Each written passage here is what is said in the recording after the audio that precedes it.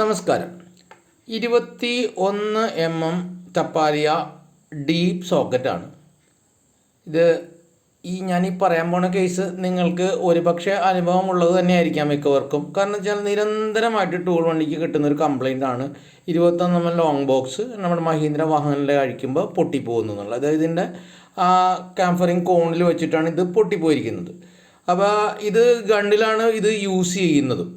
അപ്പോൾ CRV സോക്കറ്റുകൾ ഒരിക്കലും ഗണ്ണിൽ use ചെയ്യാൻ വേണ്ടിയിട്ട് കമ്പനി പറയുന്നില്ല. അത് ഹാൻഡ് ഓപ്പറേറ്റഡ് ആണ്, ലിവർ ഓപ്പറേറ്റഡ് ആണ് ചെയ്യേണ്ടത്. പക്ഷേ ഇതൊന്നും ആരും കേൾക്കാൻ തയ്യാറല്ല. കാരണം അവരെയും പറഞ്ഞിട്ട് കാര്യമില്ല. അലോയ് വീല് വരുമ്പോഴത്തേക്ക് നമ്മുടെ സാധാരണ CRMO അതായത് ബ്ലാക്ക് സോക്കറ്റ് അതിൻ്റെ ഉള്ളിലേക്ക് കയറില്ല. അപ്പം നമ്മൾക്ക് ഇത് ഉപയോഗിക്കേണ്ടി വരും. ഇപ്പോൾ ഈ ഒരു ഐറ്റം ഞങ്ങൾക്ക് എനിക്ക് തോന്നുന്ന ഒരു മാസത്തിലൊരു 3 എണ്ണമെങ്കിൽ 21 അപ്പം തന്നെ പൊട്ടിയെന്ന് പറഞ്ഞ് കംപ്ലൈൻറ്റ് വരാറുണ്ട്.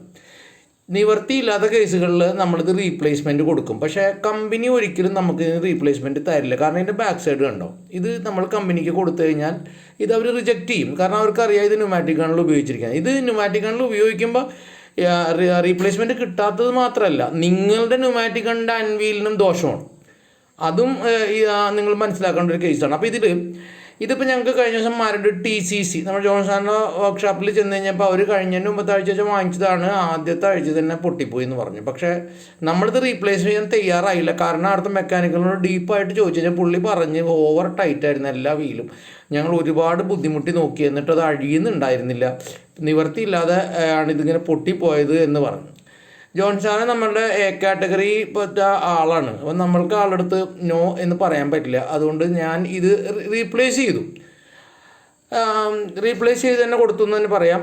പക്ഷേ എനിക്ക് പറയാനുള്ളത് വെച്ച് കഴിഞ്ഞാൽ ഈ അലോയ് വീലായിട്ട് വരുമ്പോൾ അലോയ് വീലിൻ്റെ കൂടെ ഓൾറെഡി അവർക്കൊരു സ്പാനർ കിട്ടും. അത് കൊണ്ടുവരാത്ത നമ്മുടെ കസ്റ്റമേഴ്സിനോട് നിങ്ങൾ തുറന്ന് പറയണം. ഇത് അഴിച്ചു കഴിഞ്ഞാൽ ഇതിൻ്റെ സ്പാനർ പൊട്ടിപ്പോകാൻ സാധ്യതയുണ്ട്.